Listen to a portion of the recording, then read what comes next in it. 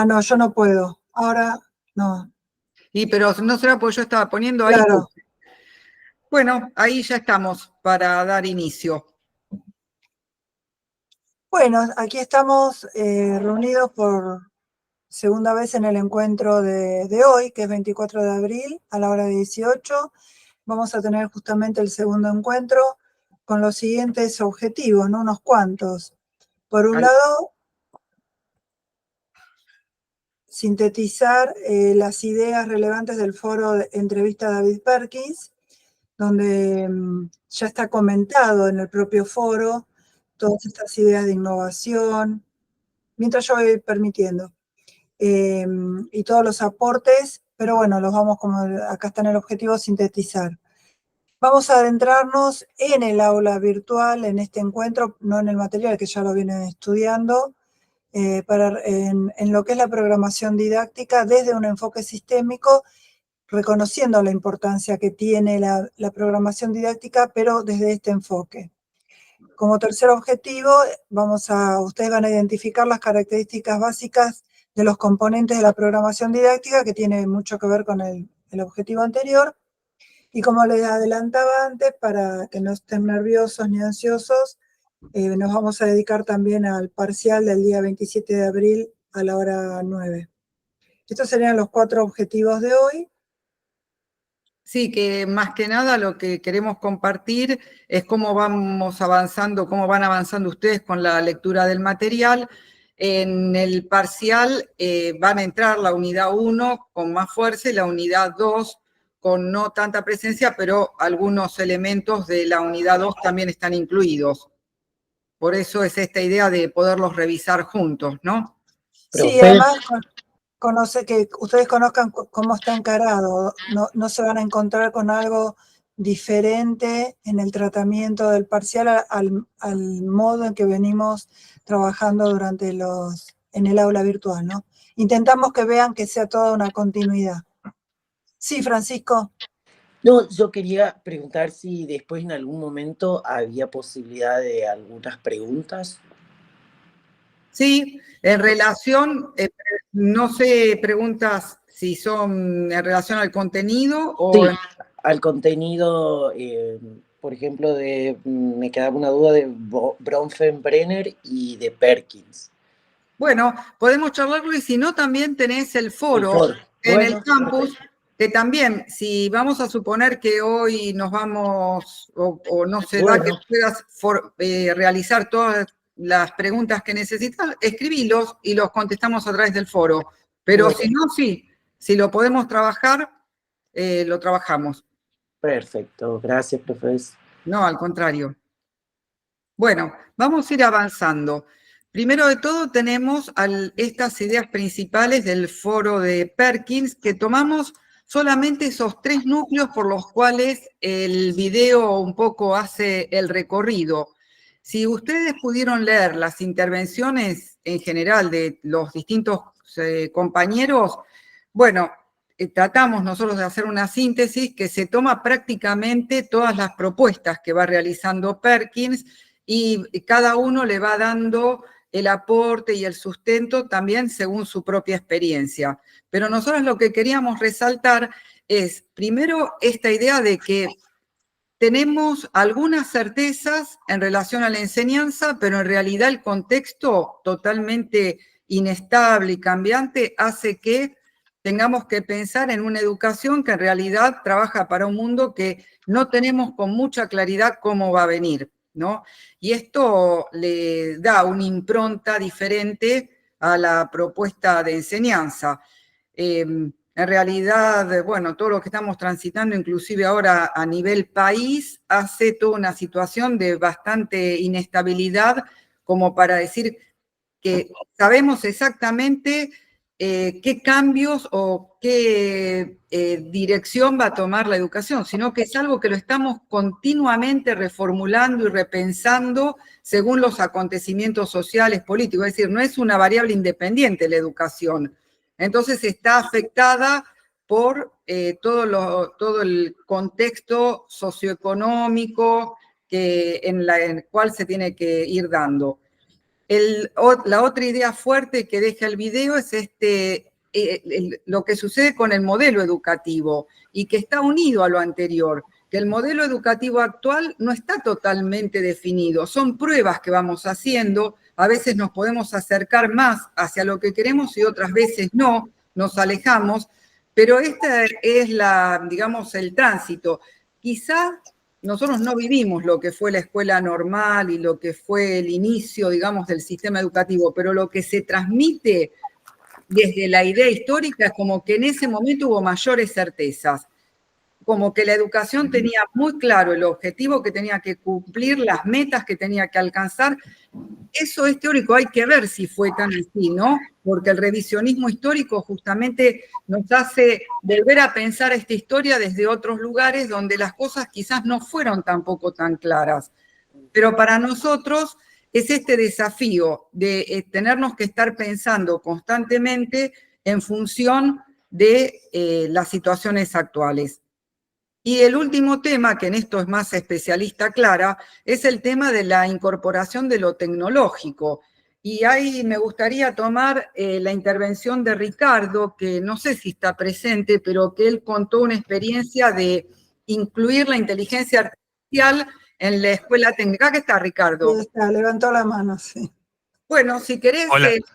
sí, si querés retomar un poco, porque vos ahí nombraste hacia grandes rasgos que hicieron a nivel institucional la propuesta de incluir el uso de la inteligencia artificial y que la siguen repensando. Sí, cuando tuvimos la primera reunión de profesoras al inicio, es una escuela que trabaja mañana y tarde, ¿no? Escuela técnica, a la mañana las materias básicas, las generales, y a la tarde el taller. Y la escuela ha ido agregando cada vez más tecnología, tiene la orientación de técnico programador y maestro mayor de obra. Y en la Ajá. de técnico programador ha ido agregando materiales como impresoras 3D, lápices de impresión 3D, las máquinas para hacer los planos grandes para maestro mayor de obra. Es una escuela técnica que se está formando, no tiene muchos años. Y este año, además de toda esa tecnología que fueron incluyendo, nos hablaron de que pensemos la planificación desde el punto de vista de utilizar la inteligencia artificial, ¿no?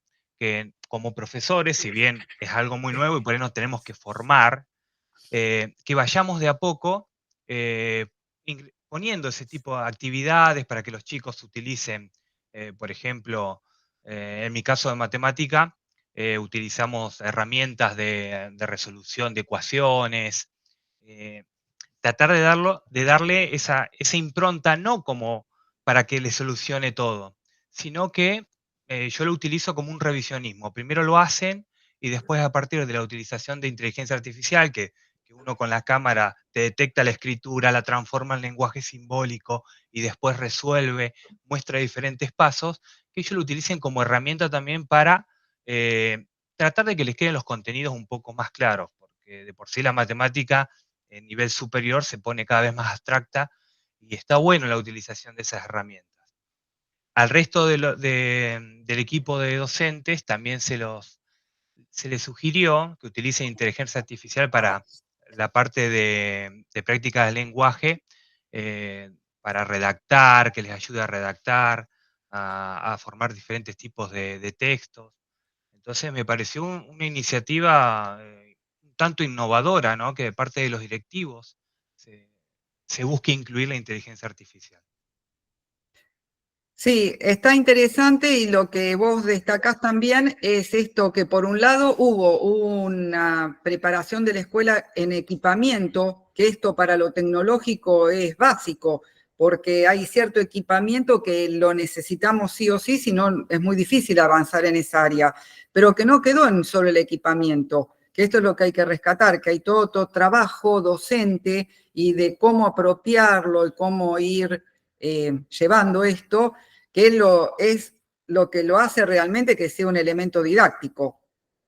Yo quisiera agregar algunas ideas, una idea y un ejemplo, o una situación descriptiva de algo que pasó. La primera tiene que ver con la tercera frase. Hay que reconocer el poder de la tecnología digital para transformar la educación. que yo lo vinculo con lo que dijo Ricardo y recién Miriam. En realidad hay que reconocer el poder del docente. Siempre es el docente el que transforma la educación, usando la tecnología. La tecnología es la que va a colaborar de una manera u otra según el uso que dé el docente, y ese uso que dé el docente va a depender de su formación, que a su vez va a depender de cómo está capacitado, que va a depender de cómo la institución toma las decisiones y diseña los mecanismos necesarios para esa capacitación. Eso lo quería dejar en claro porque si no puede llegar a darse a confusión, aunque muy bien Ricardo y Miriam lo expresaron, ¿no? Con respecto a la segunda frase, les voy a comentar, les voy a hacer una breve experiencia. La segunda frase dice: el viejo modelo educativo que ya no funciona muy bien.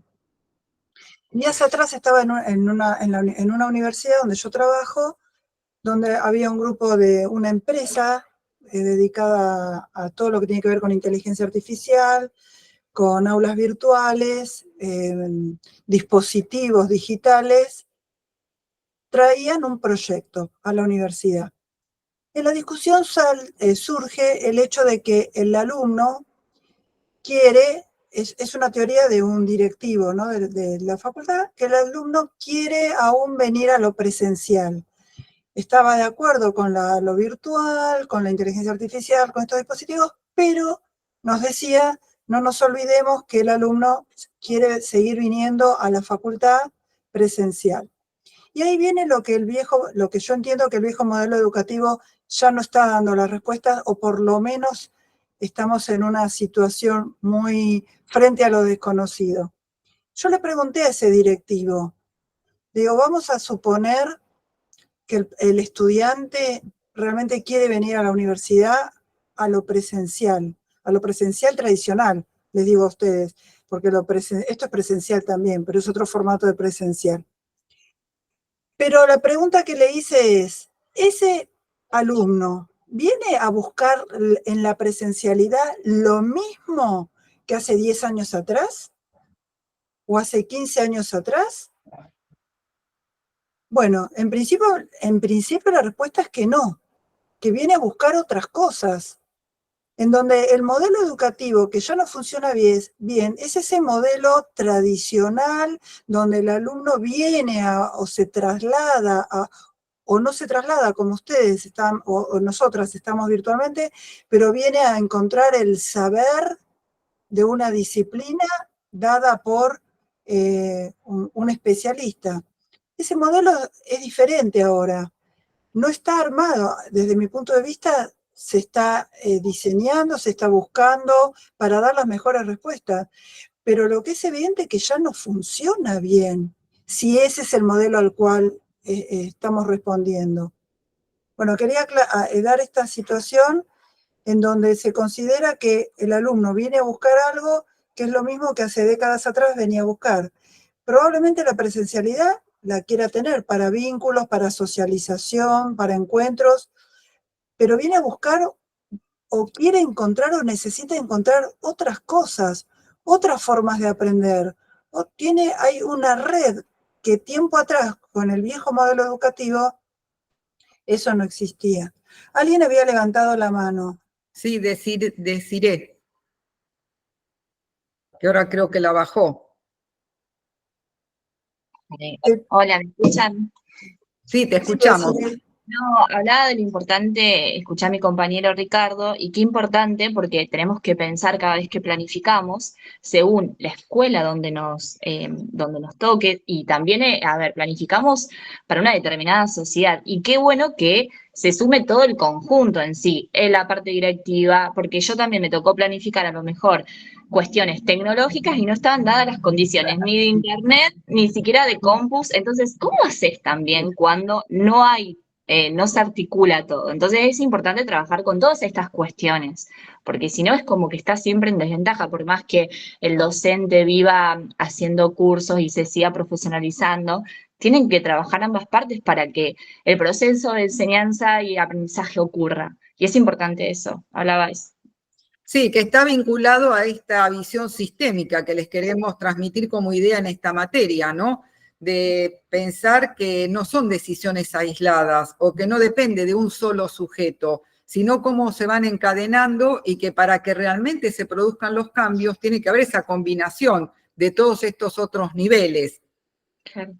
Miren qué interesante en la diapositiva que sigue, y ya entrando en el tema que empezó a esbozar Desiree, que ya entramos en el tema de la programación didáctica. Ah, bueno, perdón, la frase, perdón. Sí, pero tiene que ver, porque justamente para entrar en el tema de la programación didáctica habíamos pensado proponerles a ver qué dirían ustedes sobre esta idea que circula con mucha fuerza de que para transformar las prácticas de enseñanza solo hay que ser innovador.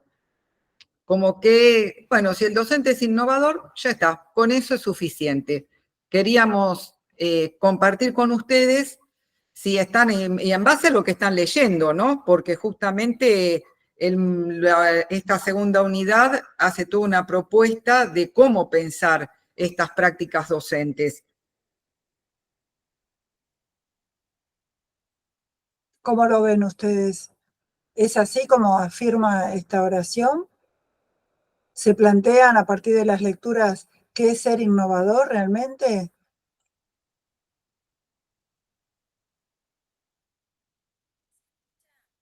Ser innovador tiene que ver con el uso de la tecnología. Vieron que hay un apego importante, y desde mi punto de vista equivocado, que la innovación va de la mano de la tecnología. Y hay muchos procesos innovadores que no son con uso de tecnología ni de tecnología digital. A veces muchas veces el concepto de innovador o innovación está como un poco vapuleado, ¿no? Se sobreutiliza o se sobreentiende. Por eso les volvemos a preguntar, ¿ustedes consideran que para transformar las prácticas de la enseñanza solo hay que ser innovador? No, profe, porque ahí retomando lo que decía en la unidad 1 de lo que veíamos del concepto de buena enseñanza, dice que el proceso, digamos, de enseñanza-aprendizaje, no lo dice así, digamos, pero bueno, yo lo traduzco de esa Sí, con tus forma. palabras. Sí.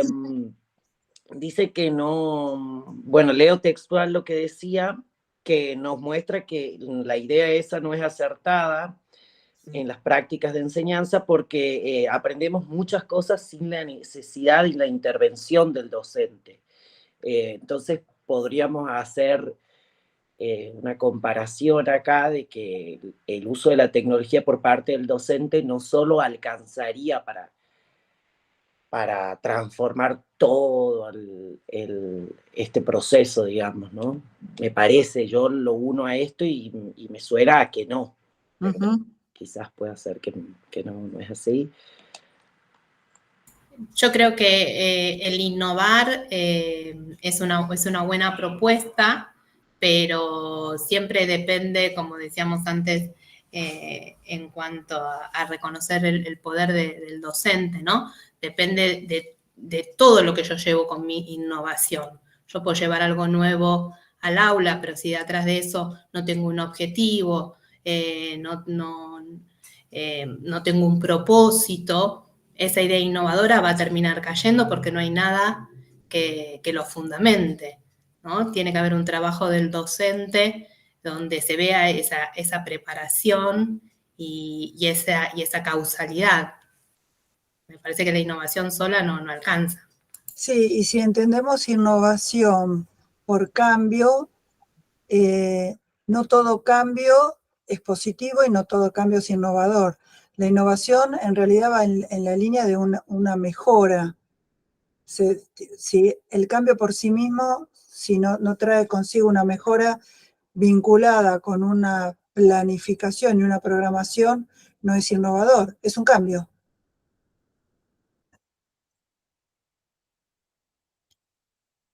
¿Alguien más había levantado la mano? Después no la vi más. ¿Alguien más quiere participar de este debate?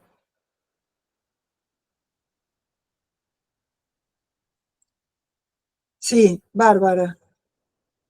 Hola, profes. Con respecto a esto, a mí me parece que más allá de, como dijeron mis compañeros, de poder compartir esto y de decir, bueno, traigo esto nuevo al aula, también es posicionarnos en, bueno, a ver, esto es relevante también para enseñar. A veces el enfoque está en, bueno, esto nuevo que nosotros traemos desde el lado del docente, pero resulta llamativo, significativo para esto, porque como decíamos recién, si bien puedo traer algo relacionado a la tecnología, por ahí lo pongo así en palabras, en una escuela de los kilómetros de La Matanza no tienen la misma relevancia o la misma importancia que podría tener, no sé, en una escuela de pleno capital. No sé si se entiende a lo que voy. Perfecto. Sí, yo iba, Está muy vinculado a lo que dijo Ricardo, ¿eh? Exactamente. claro, también una actividad te puede funcionar para una escuela o para un curso Tal cual. y para otra escuela o para la misma escuela en otro curso no te funcionó porque la característica de los chicos es distinta. ¿Sí? Entonces, quizás vos pensás algo, haces la actividad, la armás, la programás y cuando llegás, no sé, algo pasa o, no sé, se corta la luz, no lo puedes hacer o directamente no tenés las herramientas o quizás el clima de los chicos es distinto, entonces tenés que modificarla o funcionó o salió re bien en una y en otra no, por distintas razones. Y sos el mismo docente, digamos. Uh-huh. Bueno, estas ideas que ustedes traen es lo que un poco queremos transmitirles cuando hablamos de la necesidad de programar la enseñanza. Que si bien hay toda una parte de la enseñanza que es así, única, no previsible, porque el momento ese se da con ese grupo de alumnos, con ese sujeto. Hay determinadas situaciones que sí las podemos prever y que sí podemos tomar tenerlas en cuenta, digamos, tomar nuestras previsiones para poder alcanzar, digamos, estos propósitos objetivos que van a guiar estas decisiones, que ustedes decían justamente, ¿no? Que llevar una actividad sin tener en cuenta para qué quiero llevarla, si es significativa para estos sujetos, qué les va a aportar. Y bueno, es como decir, bueno, que hagan, es un hacer, pero no es un hacer que lleve a un aprendizaje. Y como decía también al principio, el aprendizaje es bien complejo. Y es un poco lo que decía también Perkins en el video, ¿no? Que quizás tenemos que ofrecer múltiples entradas al conocimiento porque lo podemos hacer desde muy diversos lugares y no hay una única manera. Entonces, esto tiene que ver con esta diferenciación que ustedes leyeron al principio, que nosotros habitualmente hablamos que planificamos nuestra tarea.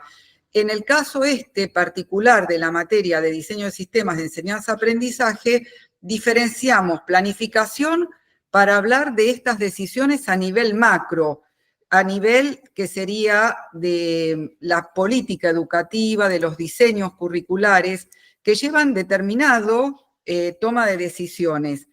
Y dejamos el concepto de programación para las decisiones que sí tienen que ver con el docente, que son las maneras o la propuesta que tenemos para pensar las clases de cada uno de los días, ¿no? Nuestra tarea cotidiana. Por eso acá se vinculan estos dos niveles que ustedes leyeron en la primera unidad. Quedaría programación para la microenseñanza y planificación para la macroenseñanza o el macrodiseño, ¿sí? Además de esto, ustedes leyeron en el módulo que les proponemos dos enfoques teóricos que analizan las propuestas estas de prácticas educativas. Quiere decir que estas prácticas no es la decisión de una actividad aislada de un evento, sino que es todo un proceso que tenemos que llevar a cabo y que se complementa con esta idea de esta mirada sistémica, donde una decisión en uno de los aspectos de esta programación va a incidir en cómo la terminemos definiendo. Y acá se va a dar lo que ustedes estaban recién pensando, ¿no? Se va a mezclar, digamos, por un lado, estas ideas teóricas que nosotros tenemos con la forma que nos pensamos como docente. Es decir, un docente que se piensa tradicional, que su función es transmitir contenidos, y bueno, va a ser una programación que va a responder a ese estilo docente. Y aquel que esté pensando que le tiene que dar mayor centralidad a la actividad de los sujetos que aprenden, también va a desarrollar una programación que va a tender a ese tipo de propuesta. Es decir, se da la mezcla. Por un lado, la posibilidad de pensar una programación que tiene distintos momentos, que tiene que estar fundamentada, que no surge de la nada, que tiene que leer el contexto, que tiene que conocer las condiciones de la política educativa del momento, porque eso es como todo el encuadre de la actividad. Si no lo tenemos en cuenta, y es muy probable que tengamos muchas dificultades al momento de llevar nuestras prácticas de enseñanza adelante.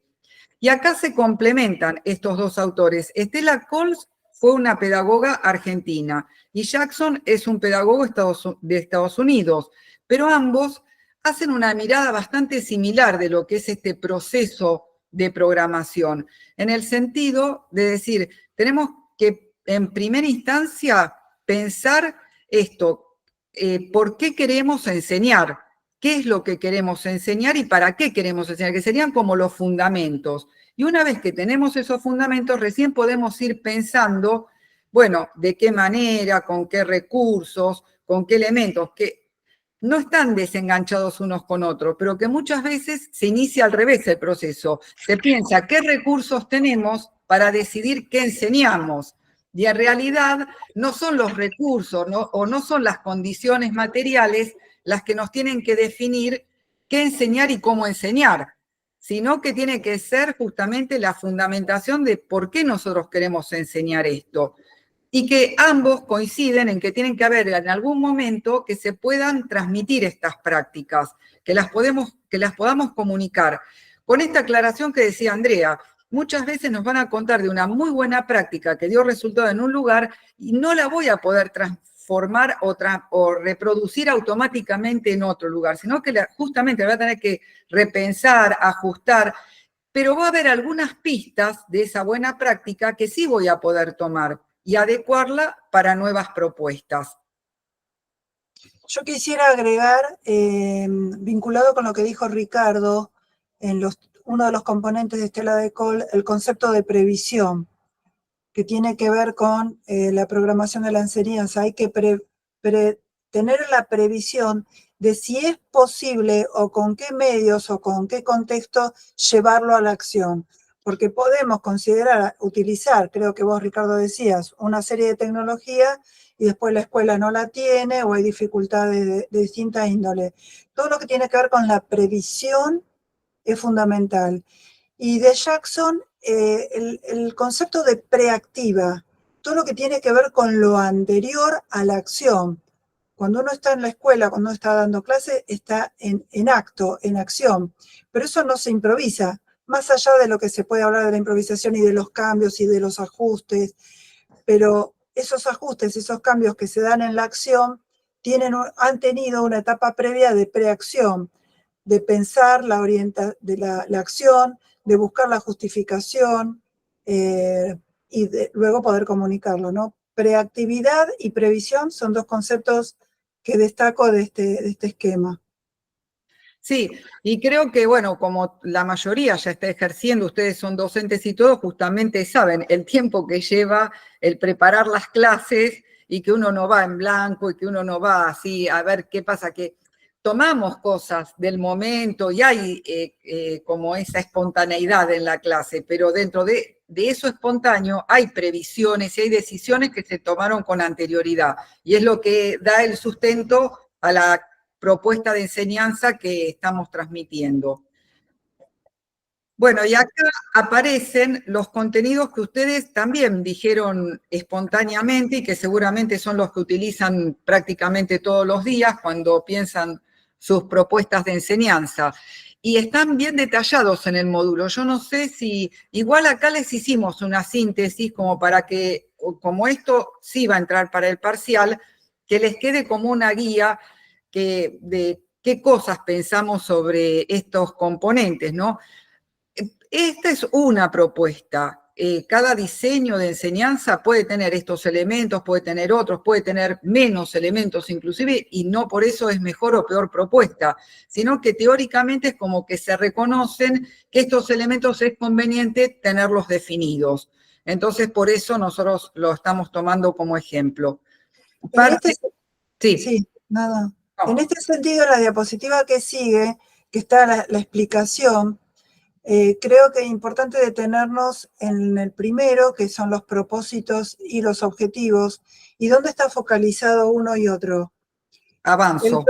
Sí, no sé si vos tenías que agregar algo más, porque ahora desglosamos cada uno. Sí. Los propósitos están centrados en el docente.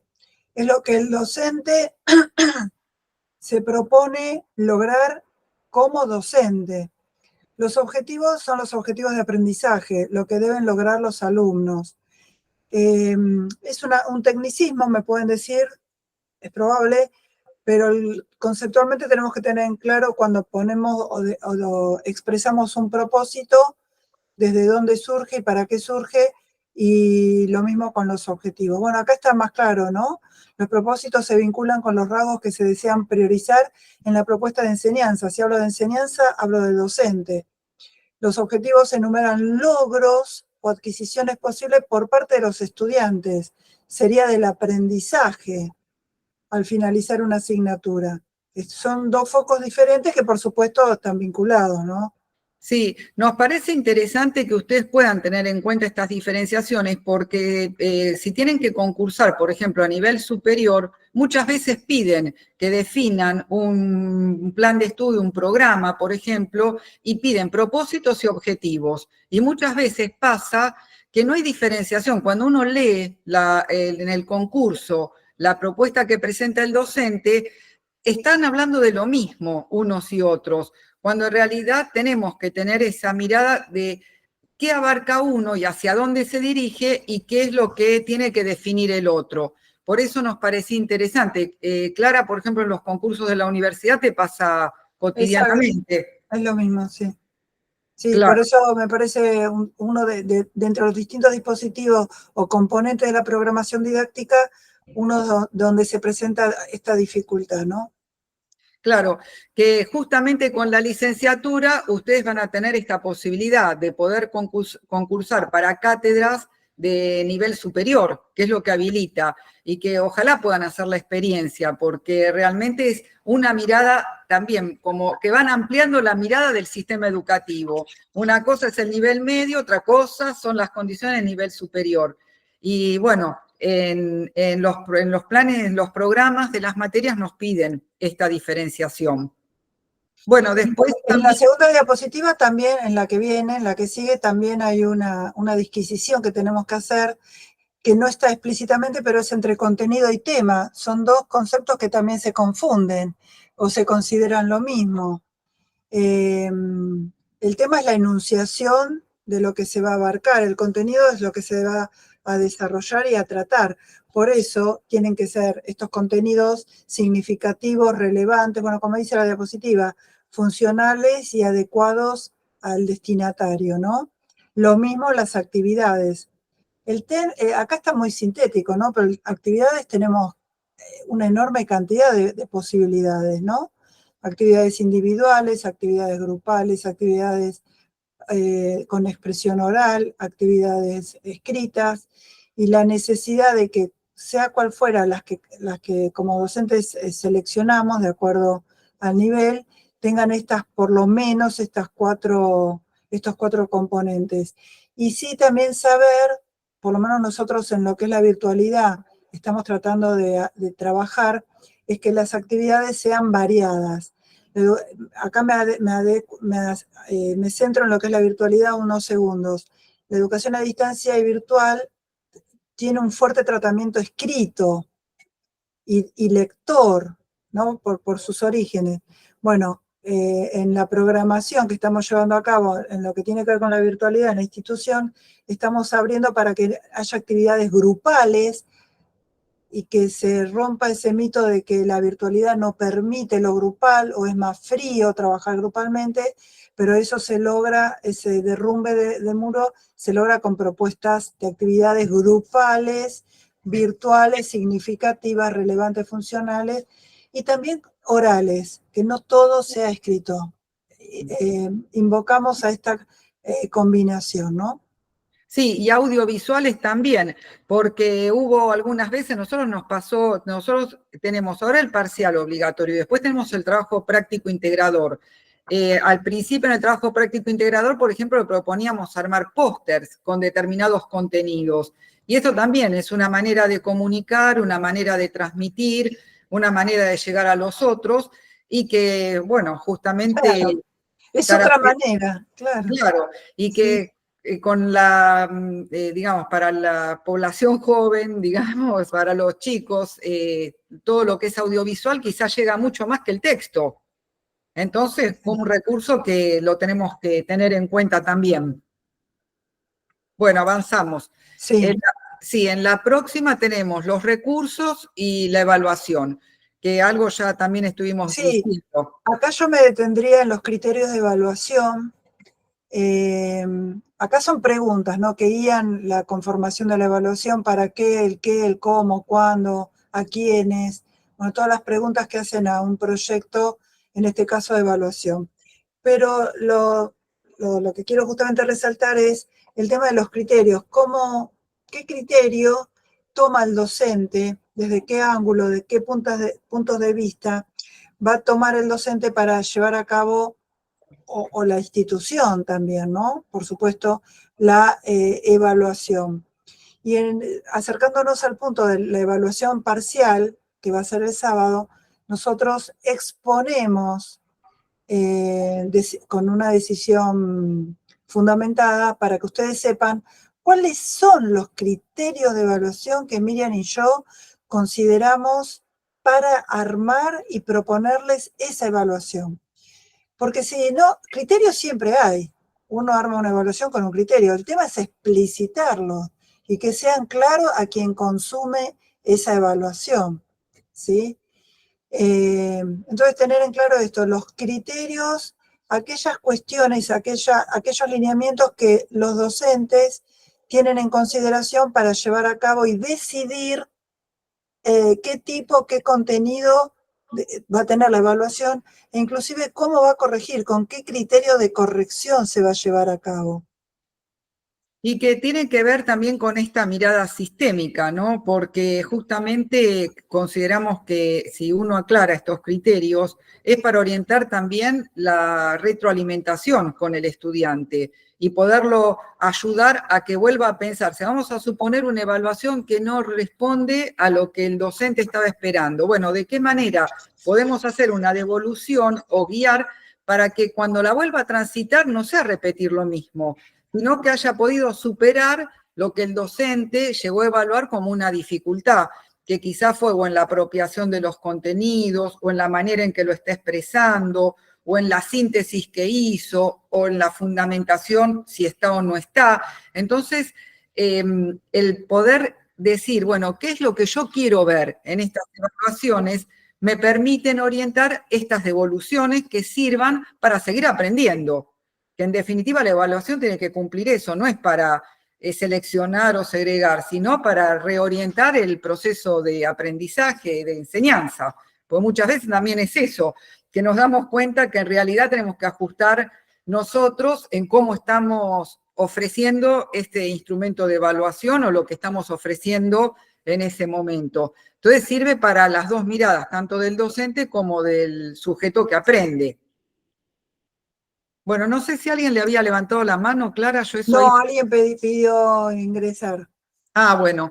Bueno, y acá tenemos, a ver, conceptualmente, había alguien que había dicho que tenía dos preguntas, no sé si era en relación a estos temas o si no tiene nada que ver y lo dejamos para el foro, porque ahora entonces tendríamos que entrar al parcial. No sé si está... No sé si era Francisco Parodi. Sí. Ah, acá está. No, profe, era sobre otras cuestiones. Por el foro me parece que es más fácil, se va a hacer más dinámico. Sí, Bueno. Francisco, te sugerimos que escribas en el foro, así Sí, te respondemos, sí. Pero ha habido preguntas en el foro ya. Así que también lee estas otras preguntas, a lo mejor encontrás alguna respuesta ahí, o tu pregunta le sirve a los que no están hoy en el encuentro y a los que leen el foro, ¿no? Claro. Sí. Y Cintia acá comentó en el chat que dice, caemos en lo mismo, la importancia de la planificación contextualizada. Y sí, este es una de los, digamos, de los marcos fuertes que tenemos, ¿no? Y pensar este contexto de esta manera amplia, que el contexto es, por un lado, la realidad social, educativa que viven los alumnos, pero también es el contexto de la escuela y de cómo se integra ese grupo de docentes y cómo está definida la política educativa, que es todo ese marco el que se va a poner a jugar en qué posibilidades tengo o no de hacer esa propuesta de enseñanza. Así que sí, es todo esa mirada macro que va a complementar a lo que es esta propuesta de microenseñanza. Bueno, vamos al parcial. A lo mejor no quieren, ¿eh? No les interesa. Oh. Se ríe, Andrea. Bueno, esta es la parte administrativa, digamos, ¿no? Lo que estamos viendo es escrito, tiene un tiempo, hay una calificación y una comunicación. Es escrito de manera individual, a desarrollar con materiales de estudio para consultar. O sea, ustedes van a tener los materiales. ¿Cuál es la recomendación o lo que les anticipamos del examen? Que no van a ser preguntas de defina innovación. No son preguntas conceptuales, porque tienen los materiales a disposición, sería fácil copiar y pegar. La idea que tenemos en el examen es que puedan demostrar su capacidad para sintetizar, para fundamentar, para relacionar, y eso no es un impedimento, por lo tanto, que estén los materiales de estudio, al contrario. Va a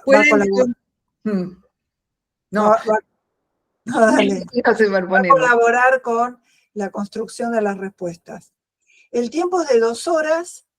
Clara, yo lo que quería aclarar antes de empezar es para que no haya confusiones con esto. Ustedes pueden hacer alguna cita de los módulos, pero tienen que hacerlo como cita, porque copiar y pegar sería claro, el mal uso de los materiales, no sería de honestidad intelectual.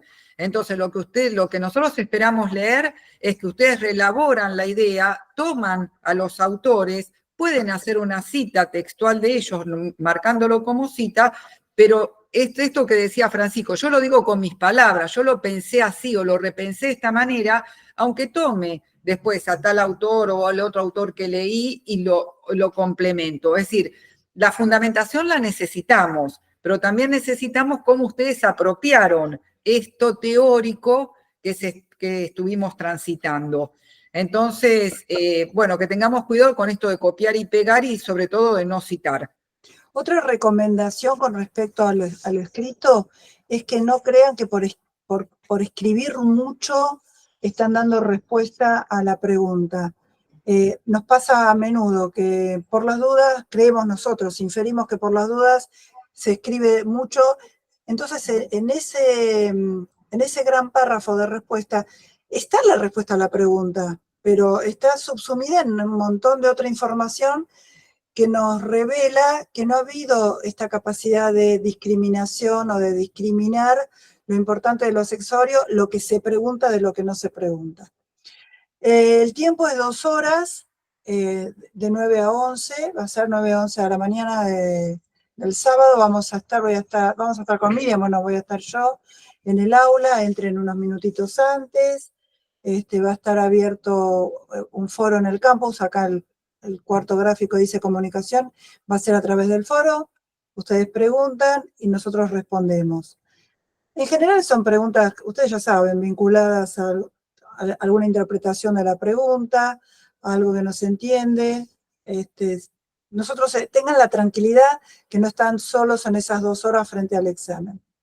Se aprueba con 4 o más. Nosotros hacemos, una vez que finaliza el examen, o sea, a las 11, lo ocultamos, quédense tranquilos que no está porque nosotros a propósito lo ocultamos, habilitamos una leyenda donde ponemos que las tutoras estamos tomándonos el tiempo para corregir y cuando están corregidos habilitamos de una todos los exámenes, ¿no? Volvemos a visibilizar el examen porque hay una está la nota numérica, pero está la retroalimentación, donde hay que reforzar, destacamos realmente lo que está muy, muy bien expresado, muy bien comprendido. Es un trabajo muy minucioso que hacemos con Miriam y eso lleva su tiempo. Tampoco tardamos demasiado tiempo, pero tengan paciencia y que estamos trabajando el fin de semana para ustedes en lo que es la corrección. Sí, yo quisiera aclarar dos cosas. Una que dice parcial obligatorio, es decir, esta instancia tiene que estar aprobada. Esto significa que aquellos alumnos que no se puedan presentar por alguna cuestión particular o que no alcancen los 4 puntos, tienen que transitar el recuperatorio. Y el recuperatorio tiene que, ahí sí, estar aprobado. Si parcial y recuperatorio está desaprobado, no pueden aprobar la cursada. Por eso hacemos esta aclaración de que es una de las instancias fuertes de la cursada, ¿no? Que, digamos, que hay que dedicarle su tiempo y su esfuerzo porque define parte de cómo sigue la trayectoria de ustedes. Y después, a ver qué iba a hacer, tenía otra idea. Bueno, ahora se me fue. No, lo que yo quiero agregar es que tómense unos cuantos minutos para, antes de entregar, antes de subirlo al aula, leerlo, corregir, hay correctores, o sea, es un trabajo muy, muy simple, yo podría decir. No manden con errores de tipeo, no suban con errores de tipeo, con errores de ortografía, que a la vista es desprolijo, y nosotros tenemos una rúbrica interna, y uno de los aspectos es cómo está presentado, la ortografía, la sintaxis. Entonces, tómense ese tiempo. En realidad el examen está pensado para esas 2 horas, así que, es más, les puede llegar a sobrar tiempo. Dedíquenle a ello. Y lo segundo, vinculado con el tiempo... ¿Te hago una pregunta? Sí, y termino con el tiempo. Termino con el tiempo. Y lo segundo vinculado al tiempo es tampoco lo entreguen a las 11 en punto, porque si puede suceder que justo se cierra el campus a las 11, no van a tener margen. Siempre 5 minutitos antes, 10 minutitos, con 5 minutos antes de subirlo, nos quedamos todos tranquilos. Si no, después tenemos que correr mucho con el estrés de que por haberse atrasado se cierra el aula, la instancia del examen y no podemos hacer nada. Sí, Andrea. Sí, una pregunta. El formato, o sea, nosotros respondemos las preguntas, lo hacemos en un Word y lo pasamos a PDF y lo subimos. ¿Cómo es el formato? Mira, pueden hacerlo. ¿O tenemos espacio en cada pregunta y escribimos directamente? Sí, ustedes no sé cómo es. Primero les pedimos que están en las indicaciones, pero el nombre del archivo, si nosotros vamos a estar sábado y domingo corrigiendo, les pedimos que nos faciliten el trabajo. Pongan el nombre, el apellido y el nombre como nombre del archivo. Pues entonces Bien. Después nosotros localizamos mucho más rápido. Eso está en la indicación del examen, pero no siempre lo hacen. Entonces ponen Gandolfi Andrea como nombre de archivo y lo suben. Entrando al protocolo, leen las preguntas, leen lo que les estamos proponiendo y ahí escriben, pero bájenlo a la computadora y guárdenlo en la máquina, no lo dejen en temporal, porque se pierde. Después cuando quieren subir se pierde lo escrito. Y ahí escriben, usan interlineado, el que ustedes quieren, 1,5, eso lo deciden ustedes, pero en ese mismo formato. Es un Word, en realidad. Un Word. Después lo que pueden hacer, yo no sé, Miriam, lo que nos conviene o no, pasarlo a PDF y subirlo a PDF. El tipo de corrección es diferente, o sea, la corrección es la misma, pero la mecánica es diferente. Si lo suben en Word, nosotros ponemos los comentarios en Word. Si lo suben en PDF, lo hacemos directamente con marcaciones en el mismo PDF.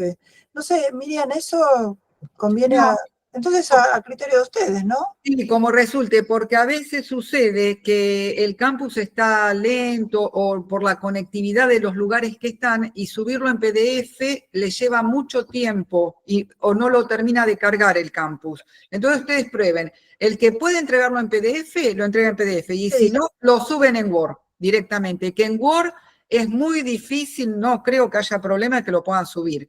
Y A nosotros dos nos da exactamente lo mismo, así que sí, tienen esa facilidad.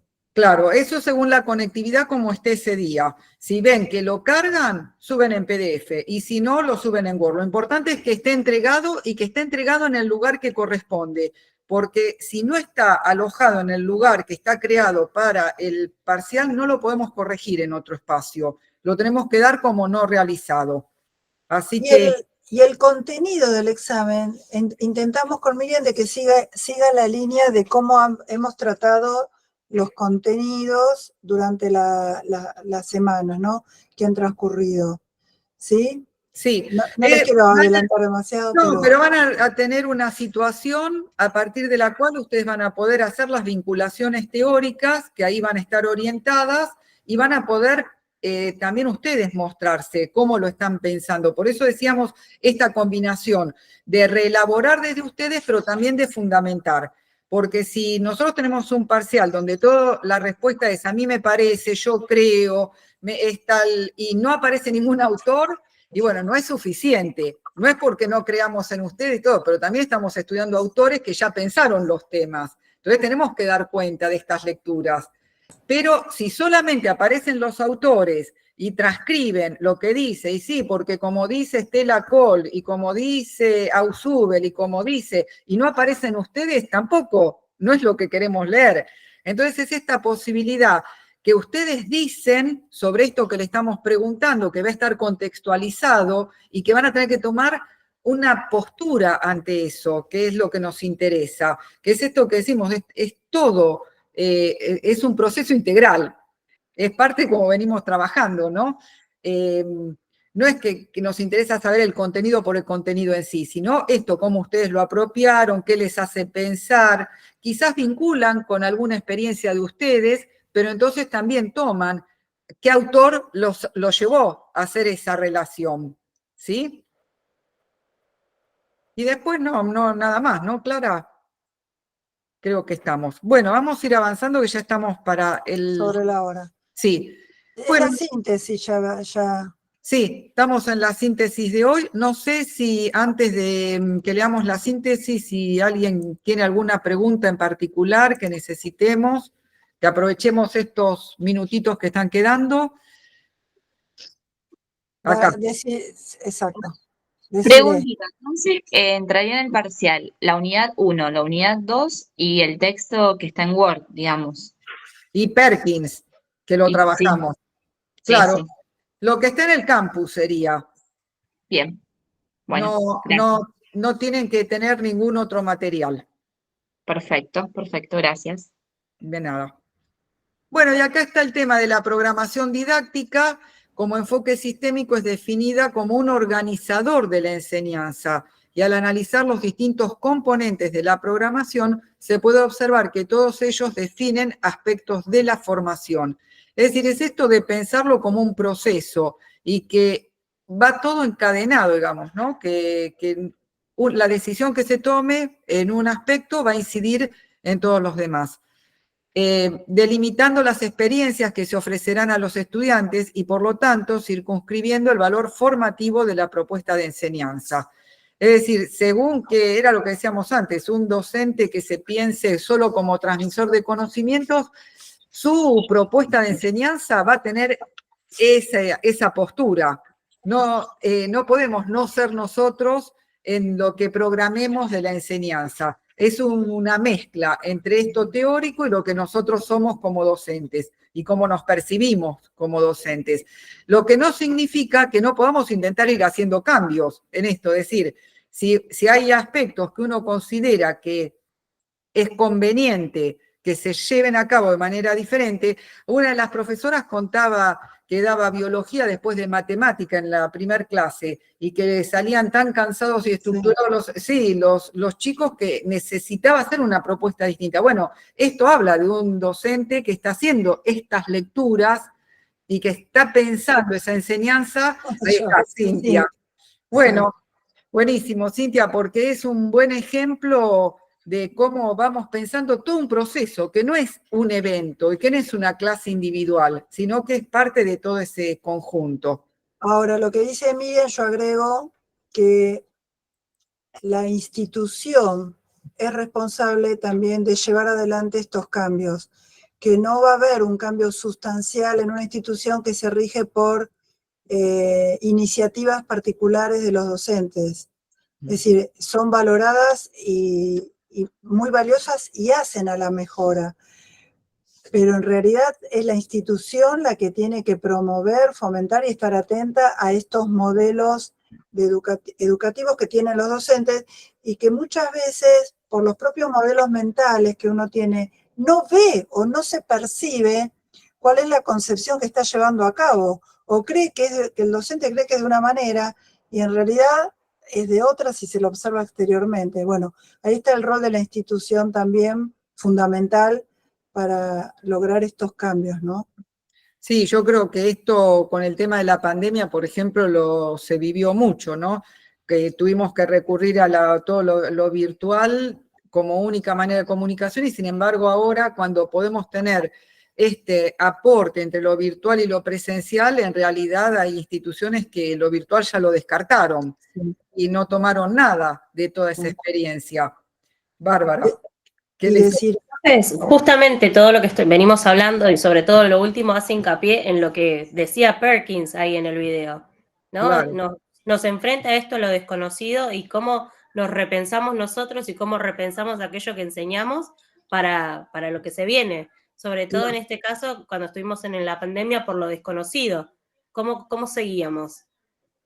Sí, Bárbara, y además tomo esa frase, para lo que se viene, no sabemos lo que se viene.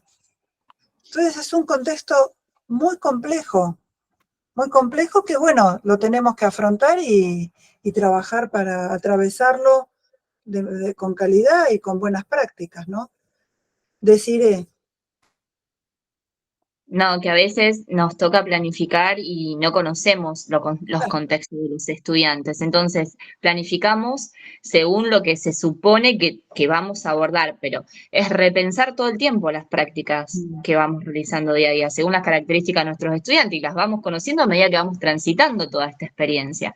Y está ahí en la institución en hacer hincapié en todo un conjunto, ¿no? A eso iba. Deciré, imagínate vos y todos tus compañeros que están aquí presentes, que nos van a ver en diferido, que esta asignatura, diseño de sistema de enseñanza-aprendizaje, fue programada y diseñada didácticamente sin que supiéramos, Miriam, que iba a estar Bárbara, que iba a estar Ana Laura, que iba a estar Ricardo, con las escuelas. No. Entonces, se hizo el diseño didáctico, se hicieron las previsiones, se trabajó en la etapa de preacción o preactiva, pero luego tenemos estas otras instancias donde a través del aula virtual, de los foros, de estos encuentros, nos vamos conociendo, se van haciendo los ajustes. Hay que trabajar con los dos ejes. Creo que esta aula virtual, esta asignatura ejemplifica perfecto lo que vos acabas de decir también. Bueno, los vamos a ir liberando, ya nos vamos a ir encontrando. Bueno, primero el sábado en el parcial los esperamos a todos y les deseamos que lo transiten realmente como una situación más dentro del proceso de aprendizaje. Que las cosas van a resultar porque no se toma nada distinto de lo que se trabajó. Y si no llega a resultar por algún motivo, no se desesperen porque está la posibilidad del recuperatorio de acá a un mes y que podemos charlar las dificultades que tuvieron, las podemos escribir, podemos volver a pensar los temas. Entonces, están dadas las condiciones como para que todos puedan hacer un buen cierre de la materia. Y eso es lo que nosotros esperamos y trabajamos por eso también. Así que, bueno, nos vamos despidiendo hasta el sábado. Profe, la verdad que quería agradecerles porque es todo muy claro. ¿Se escucha? Sí, perfecto, Carla. Es todo muy claro, no nos complicaron con el material, así que bueno, quería agradecerles esto, ¿sí? Bueno, nos simplificaron un montón y no quiere decir que no, y aprendimos un montón.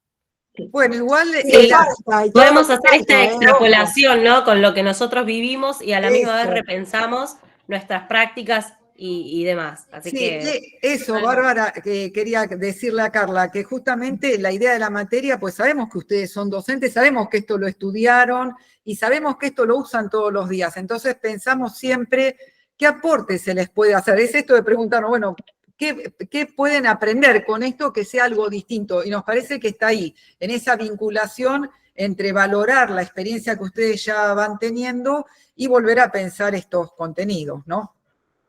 Sí, sí, sí. Bueno, gracias. Nos seguimos viendo, escuchando y leyendo. Dale, y gracias a ustedes también y buen preparación para el sábado.